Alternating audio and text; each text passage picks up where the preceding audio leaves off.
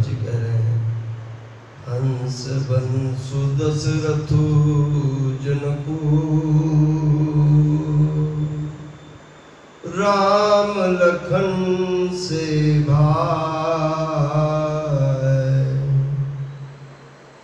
जननी तो जननी भई,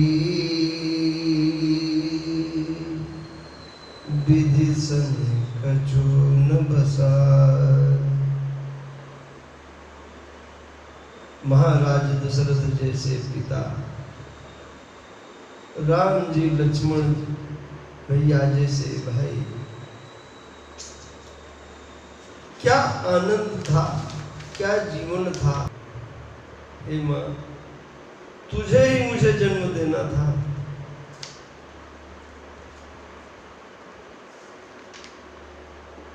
जब ते कुमते कुमत जी अठयऊ, खंड खंड हुई हृदय न गय। तुम्हारे हृदय में जब ये विचार आया था तो तुम्हारे हृदय के टुकड़े टुकड़े क्यों नहीं हो गए। बर मांगत मन भई नहीं पीरा, गरिन जी मुँह पर न कीरा। ऐसा वरदान मांगते समय तुम्हारे मन में बिल्कुल पीड़ा नहीं हुई, जीभ क्यों नहीं गल गई, मुंह में कीड़े क्यों नहीं पड़ गए। भूप प्रतीति तोरी कीनी कीनी, मरण काल विधि मति हरिलीनी। राजा ने तुम्हारा विश्वास कैसे कर दिया। मरने के समय विधाता ने उनका विवेक हर लिया था।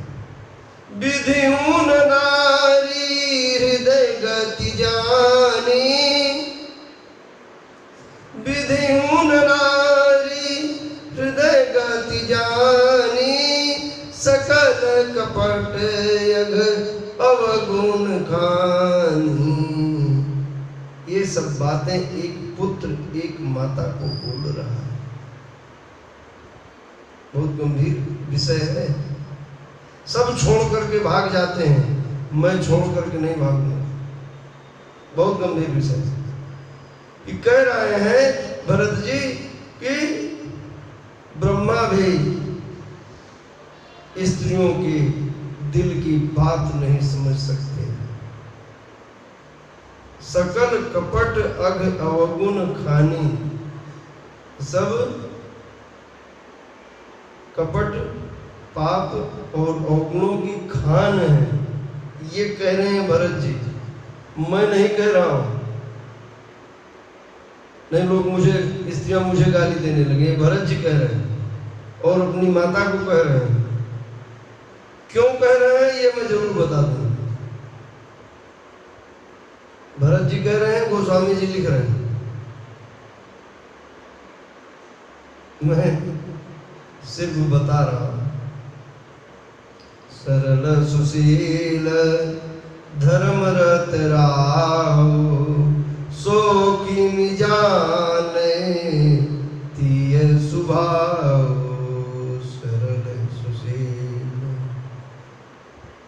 मेरे पिता सरल हृदय वाले व्यक्ति, धर्म वाले, हुए स्त्री के स्वभाव को क्या जाने। कि अस को जीव जंतु जग माही, जही रघुनाथ प्राण प्रिय नाही। ऐसा कोई जीव जंतु नहीं है जिसको रघुनाथ प्रिय न हो। तुम्हें ऐसा क्या हो गया था। भेयति अहित राम तेउ तोहि, भेयति अहित राम तेउ तोहि, को तु आहसि सत्य कहु मोहि। सही सही बता। अब बात लोगों को समझना चाहिए कि भरत जी अपने पिता से जितना प्रेम करते थे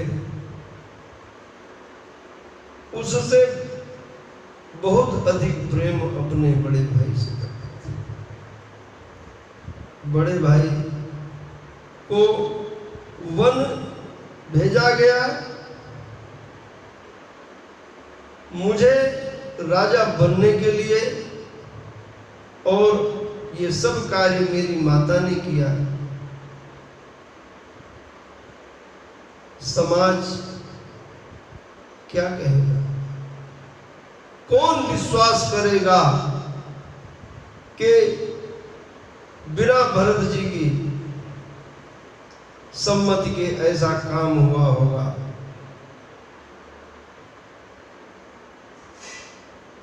भरत जी की कोई सम्मति नहीं है, लेकिन इस बात का विश्वास कैसे दिलाया जाए? माता को इतने कड़वे वचन बोल रहे हैं, और माता कैकेयी जिनका कोई दोष नहीं है, वे सारे आरोप अपने सिर पर ले रही हैं। किसके लिए? मैं पूर्व में बता चुका हूं, राष्ट्र की मर्यादा के लिए। कहीं से कहीं वो ये दिखने नहीं देती कि मैं ये राष्ट्र की मर्यादा के लिए कर रही हूं।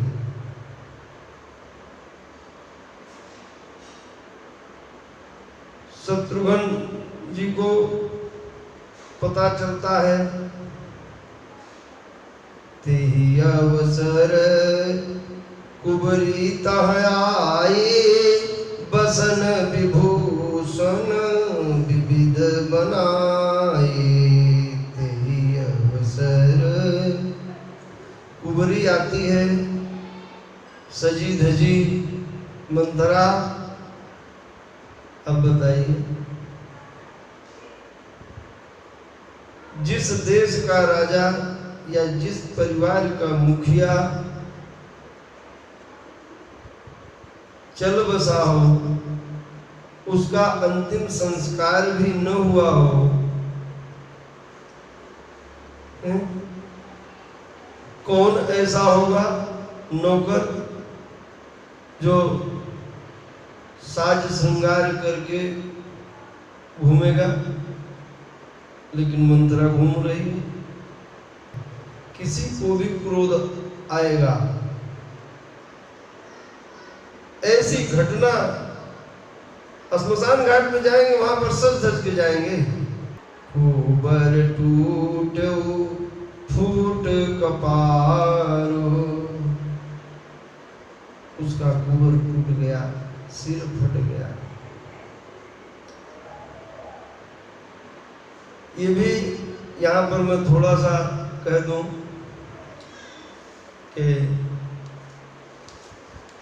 कहावत है कि धोबी से न जीते तो गधे का कानून मीठ। अब बेचारी कुबरी के ऊपर सारा क्रोध उतार दिया।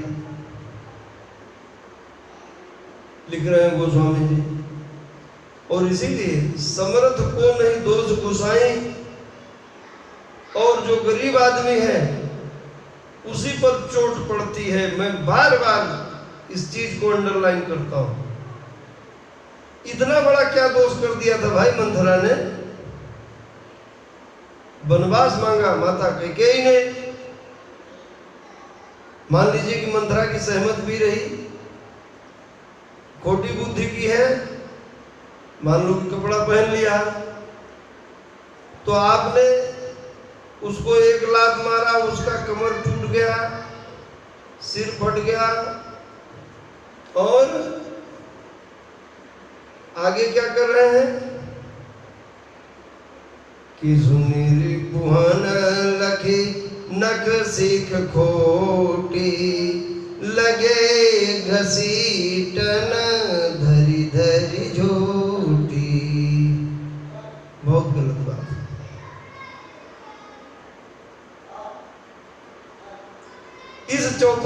पढ़ करके मुझे अच्छा नहीं लग रहा है।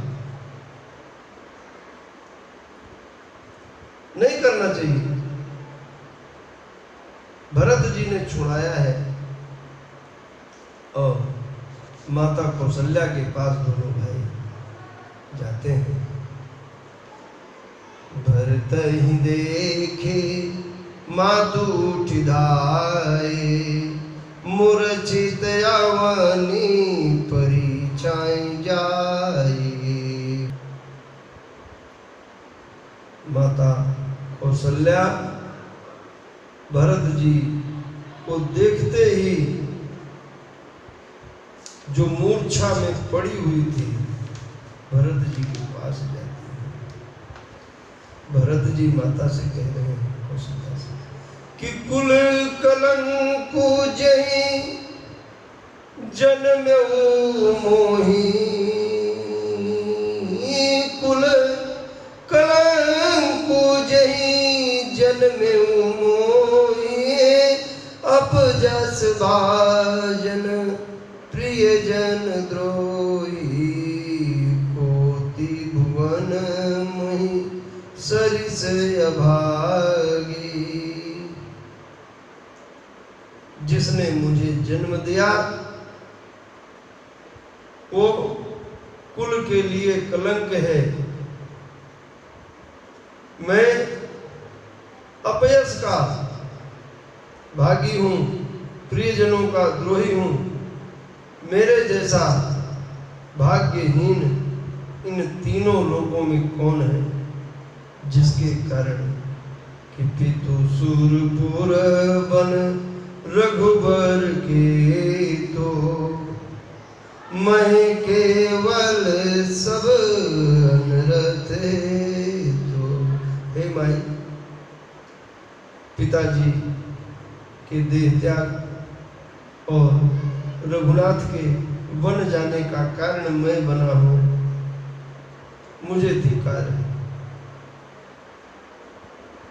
मातु भरत के वचन मृदु, सुनि पुनि उठी सभाय, लिए उठाई लगाई उर लोचन मोच दिवार।